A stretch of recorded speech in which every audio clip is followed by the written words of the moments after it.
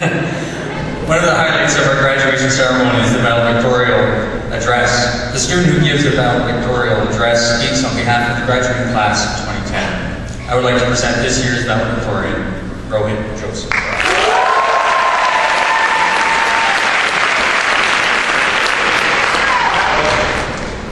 First of all, I just want to say, props to Miss Salter. She got my name right. It isn't Rohit, it's Rohit, okay? Thank you, Miss Salter! Good evening. How time flies. It feels so unreal, but here we are, actually done with high school. That's right, done. I think I can speak for all when I say, it seems just yesterday that we entered the portals of Churchill Secondary. They say time flies when you're enjoying yourself. Did we really? Let's take a look and reflect briefly on the 5 years we've spent at Churchill. High school has been a collage of unforgettable snapshots. Our grade has truly experienced it all. From the first assembly to this graduation ceremony, our high school lives have been jam-packed with good times and not so good times. Some of the memorable moments over these years, one springs to my mind. How about Halloween when students dressed up in Pac-Man costumes and ran around our school cafeteria? How about a trip to France, camping in the outdoors, trying sailing for the first time, performing on stage, scoring the game-winning basket, cheering Team Canada during the Olympics. And who could forget Kwok Benoit's voodoo dance?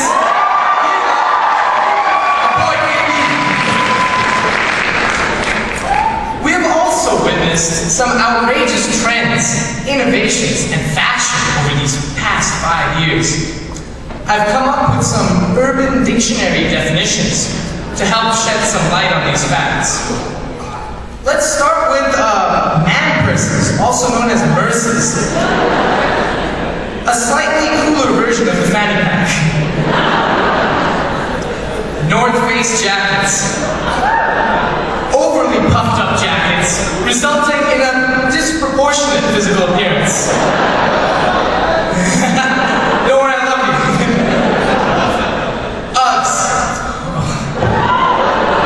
Boots of all seasons. These boots are never out of style. Never. The discovery of Facebook. From creeping your friend or friend's profile to managing your happy farm. Facebook has been a revolution in wasting time. Texting. Texting. Why talk when a few simple letters can get the point across? Max on 49th and Oak. An oasis of junk food. Churchill's students' go-to hangout place at lunch or when we're feeling sick.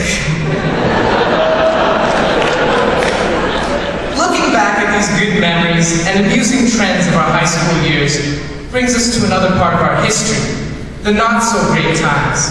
Whether it was working late on projects, cramming for a test, handing in a whole bunch of makeup assignments just to pass a course, or even dragging yourself from bear-like slumber to school, we definitely did not have it all that easy during our high school career. But we made it through. Unfortunately, though, not all of us were so blessed. I hate to spoil the celebratory mood of the evening, but I think it is important, critical in fact, to reflect on the lowest moment of our time at Churchill. I would like to remember our classmate and dear friend, Deward Ponte, who fell victim to societal violence. He was a great kid, one who made us smile and laugh with his undeniable charm. Attending his funeral was extremely sad and moving. It made us realize just how much each of us mean to our parents. Now, while this tragic incident was not linked to our own school per se, we must recognize that violence of this and other kinds is very much a part of the world we live in today. Every day, perhaps every somewhere or other, living beings and nature itself fall victim to the hate, the bloodlust, the need for vengeance, and the sheer greed of some element of the same society we live in. Gangs, serial killers, terrorists, corporations, even governments, just to name a few. There can surely be no greater aspiration for our times than to see an end, or at least an improvement, to this sadness and inhumanity. I feel confident that our grad class has the ability to contribute significantly towards this end. Now I say this because for me and many fellow grads I've spoken with, it has been the joyful acceptance of diversity that has been the defining feature of our grad year. If Churchill were a high school musical, I would cease to exist due to the lack of diverse ethnic representation in these Hollywood movies. I mean, can you imagine, like, a movie trailer for High School Musical with me or something? How about this? In a world where Indian culture has taken over a high school, Dev Patel replaces Zac Efron in Slumdog High School Musical.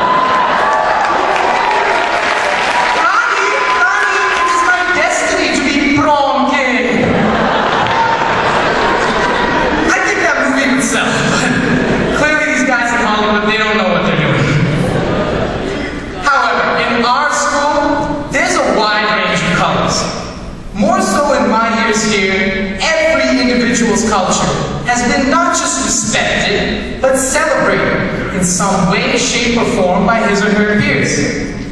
Our school is a veritable smorgasbord of different cultures, and each of them have influenced us in so many ways.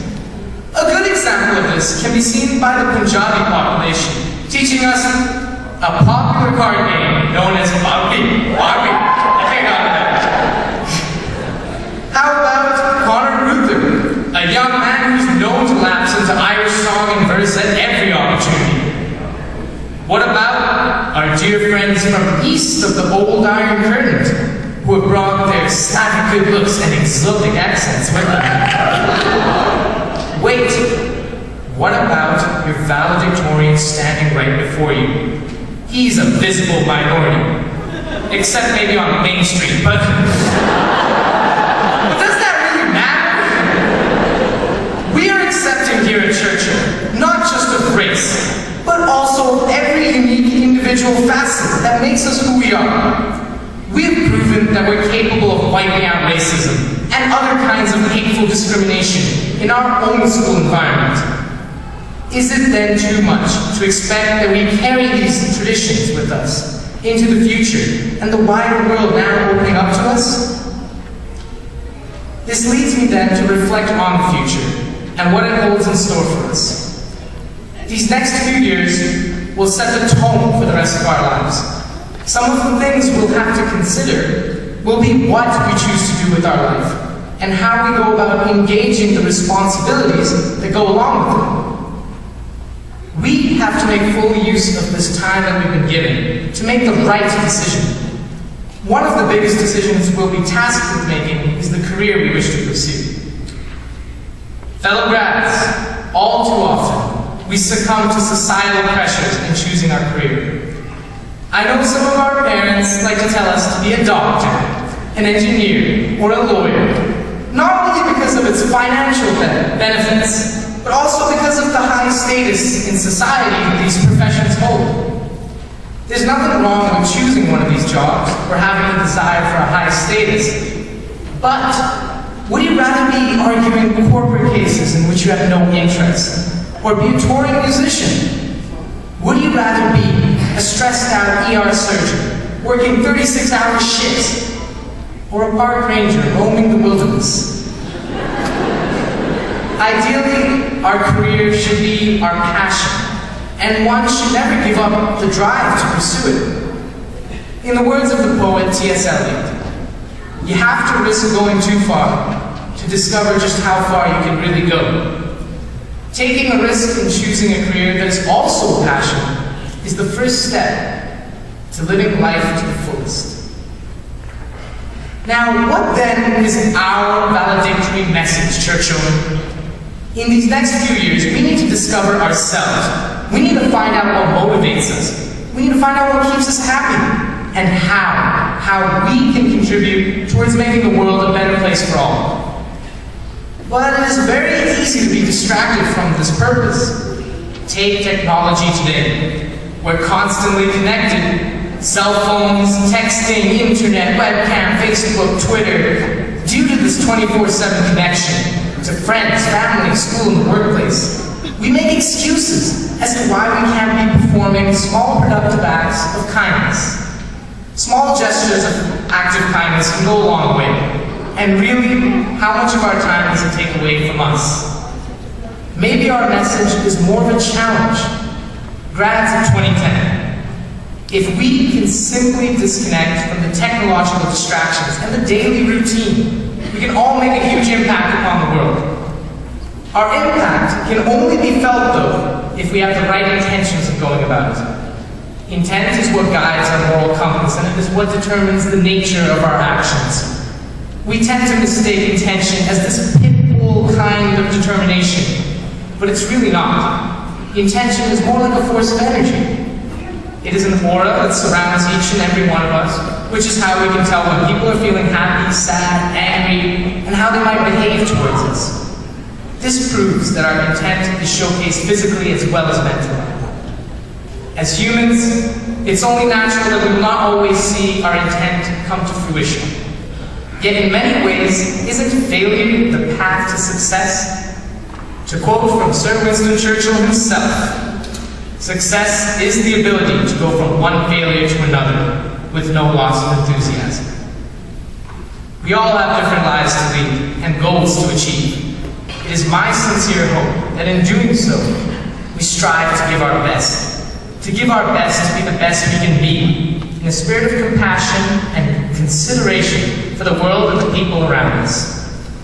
To end the night, I would like to recognize all the people that have helped us along this journey. Thank you, members of the school board, Principal Crossing, and all the vice principals for your vision and leadership.